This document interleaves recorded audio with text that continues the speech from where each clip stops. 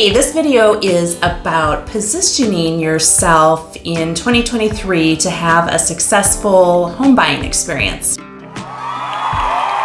All right, first thing is let's talk about goals. This is really important. For instance, like how long do you want to live in the particular neighborhood? I think it's really important to drive the neighborhood. You know, you may have this fantasy about a neighborhood and then drive it and suddenly realize that on the weekends, it just has a completely different flavor than what you experience, say, you know, on Monday morning or in the evening during the week. So that's really important. Perhaps, you know, this would be a home that you're not going to want to live in maybe long term, but could you potentially turn this property into a rental property? So I think, you know, keeping all these things in mind can be really important to set yourself up for success. Yeah, at the end of the day, being able to get to your favorite grocery store in a convenient time frame and making sure you're close to your kids' schools or your church or wherever you like to go. Finding the right home is really important to be in that area and make sure that you can get to do the things you like to do. 100%, I agree. The thing is to really assess with your goals is how in a situation where you or your family's growing, or maybe your kids are going off to college and you need something smaller. So you really want to take a look at your situation and say, how long do I really think that this home will meet my needs? Absolutely. And then talk a little bit about owning a home. Really a question is this right for me? Because, you know, owning a home means maintenance. There's lots of expenses, for sure. Yeah, what kind of things do you typically have to advise clients on to expect? Well, we always get an inspection done when a client is purchasing a home. So we often will know, you know, the big items that are probably going to be coming up that could be potential issues. So that's good to have the inspection done. But, you know, you want to look at the roof and the HVAC and all of those things. And, you know, sometimes the inspector doesn't always catch everything, unfortunately. So unforeseen things can happen. So, you know, there's definitely expense involved with possible repairs. You know, if you're a renter, you're not going to have those expenses. However, you are going to be at the mercy of the landlord to come out and fix that HVAC, you know, when it's 110 degrees on a, you know, summer afternoon, to come fix it when the AC breaks. So there's pros and cons for sure. A little trade-off. Absolutely. Okay, let's talk about income. Obviously, it takes money to be able to buy a house, right? And it's really important if you are considering buying a home in the near future, if you have a new opportunity at a new job, talk with a lender first. You know, if you're transitioning over from a salaried position to a commission-based position, it's going to be really important that you talk to a lender to help you move into that area so that you can qualify, because you know, if you have a big change like that, it could actually impact your ability to qualify for a loan, and it may take a little bit of time. Peter, what do you have to say on that? Yeah, it actually takes 2 years if you have income that's variable. So if you take a job that is commission-based, you need to have a 2-year history so the lender can take an average of those 2 years to determine your income. Mm-hmm. Same applies if you want to start a new business. It takes some time to determine what you actually made at that Sure. business. So 6 months into it, the lender wouldn't know how much you made. You hadn't even filed taxes yet. Right. So it takes time. The lender has to use your tax returns to determine your income if you're self-employed. So you have to wait till you have those things before you can buy a home. Sure, totally makes sense. The other thing that you really want to think about when it comes to your income and your budgeting is looking at your finances right now today, wherever you're living, and saying, how much money do I have left after I pay all my bills, all my living expenses? What am I working with? If you're paycheck to paycheck right now, it might not be a good time to buy a home, because lenders can qualify you based on your gross income, but you have to pay Uncle Sam. So you're not going to take home your gross income. If you're struggling where you're renting, it's probably going to be even tighter when you're owning a home. Right. I mean, I have been shocked personally when I have personally gotten qualified for a home loan to see what the lender is willing to borrow me. And, you know, that number has been much higher than what I'd be comfortable making a monthly payment on. I often say to people, just because you can be approved for it doesn't mean you should do it. Exactly. You have to be comfortable, and at the end of the day, we talked about maintenance expenses. If you end up with a roof that has to be repaired or a broken window or something happens, if you're living paycheck to paycheck, you're just not going to be able to absorb those costs, and you might have regrets about owning a home. Absolutely. Okay, next, let's talk about down payment. This is a huge part of buying a home. It takes some time to save up for a down payment. What would you say about down payment, Peter? I think that's probably a big anxiety for first-time home buyers, is to question how long is it going to take to save up a down payment, how much do I need? There's a lot of misconceptions about how much you need. You can put as little as 3.5% down on up. There are some reasons why putting a larger down payment is going to be beneficial to you. However, there's also sometimes that putting a smaller down payment may be the right way to get you into a home sooner. From a agent's standpoint, is there any difference between a buyer if they have maybe an FHA, first-time home buyer loan, versus a conventional loan?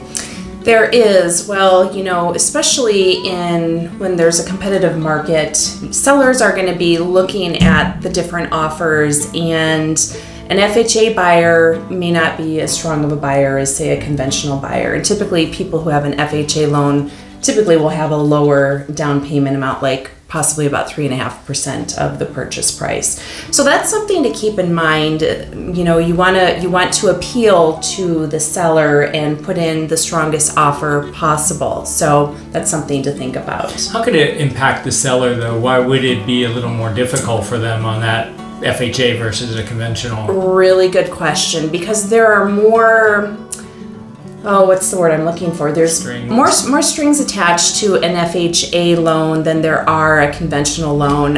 When the appraisal happens, there are more conditions that need to be met with an FHA buyer versus a conventional buyer. So that is really the big difference. Also, someone who has a bigger down payment, a seller is going to look at that person and think that, they're probably a much stronger buyer the more money they have to put down.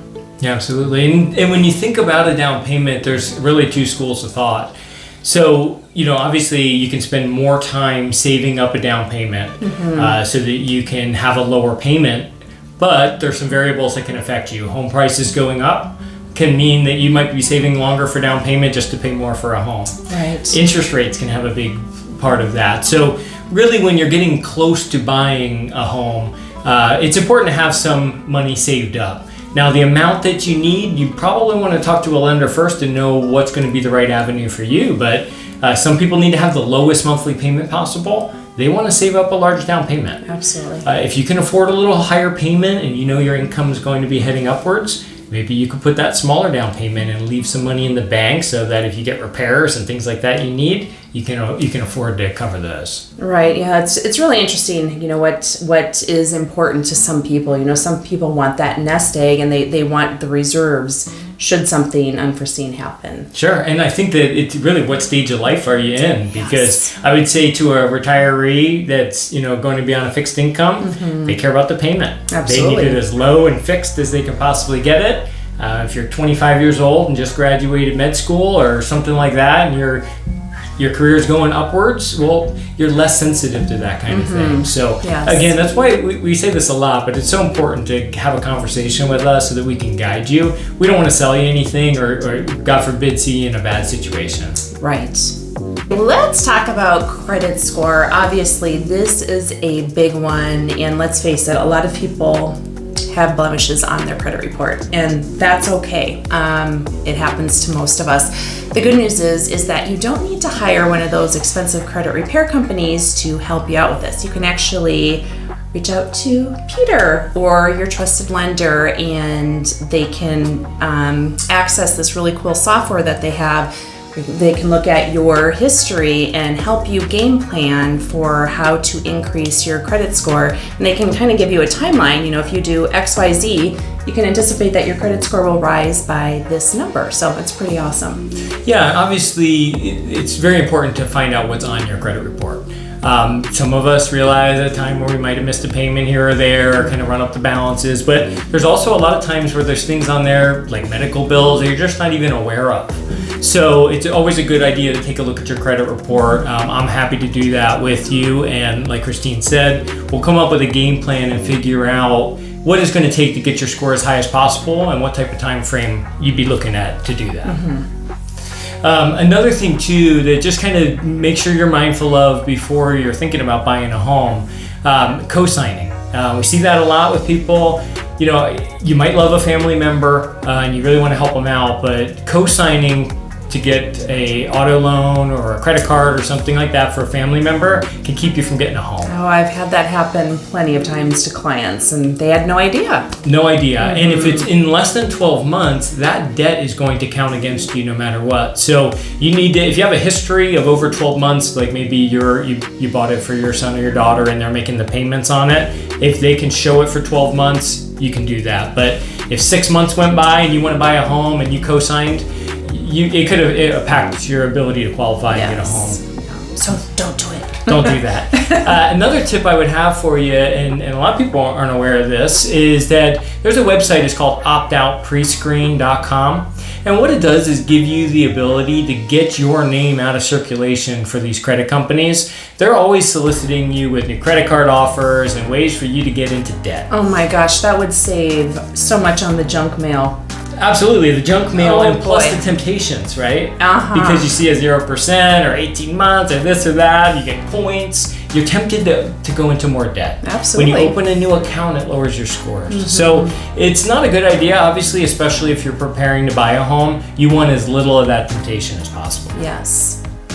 One last thing on credit is obviously it's really important to make sure you're doing a great job paying all of your accounts on time. Those definitely can affect you if you have any late payments. It can actually drastically affect your credit score. I know because it happened to me. I missed one small credit card payment and it dinged my credit. And it could be just a mistake. So especially as you're preparing, you want to make sure that you're doing everything as right down to a T as possible so you don't have any hiccups. Yes. All right, Christine, so we have a prospect who has followed these steps. They've determined the area that they want to live in. Everything's in line with their job. It's nice and stable. They have a down payment saved up. Woohoo. They've got their credit all in line. Everything's all good there. Yes. Now what do they do? Reach out to a trusted lender like yourself, Peter, and get pre-qualified, and reach out to a trusted realtor like myself and get set up on a search on MLS to search for the type of home that they're looking for.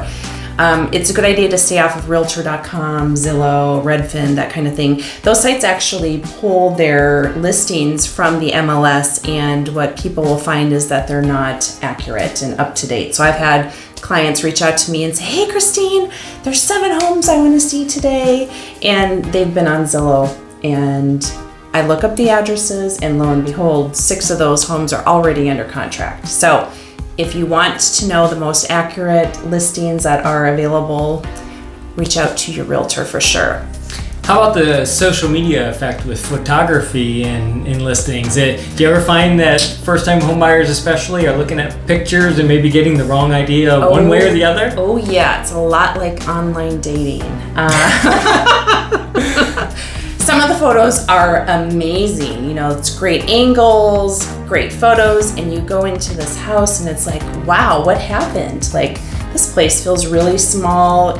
Like they put crazy filters on these pictures and the home just does not present, you know, what it looks like in photographs. Now I've seen the other thing happen too, where a house doesn't photograph well. You know, sometimes agents, unfortunately, do their sellers a disservice and they won't hire a professional photographer to photograph the home, which is really, it's a tragedy. I guess what I'm trying to say is don't take too much stake in focusing on the photos, because you can be pleasantly or unpleasantly surprised when you arrive to the home, for sure. Just like online dating. Absolutely. So I hear. Yeah. Well, we hope this video brought you a lot of value. If you find yourself along one of these stages of the home buying process and you have any questions or you're just not sure what to do next, please reach out to us. We'd love to hear from you. Absolutely. We're here to help, so if there's anything we discussed or maybe didn't discuss that still has you questioning some things, reach out, whether it's by text. We're happy to take a phone call, meet for coffee. We're here to help add value to your life and hopefully help you buy a house.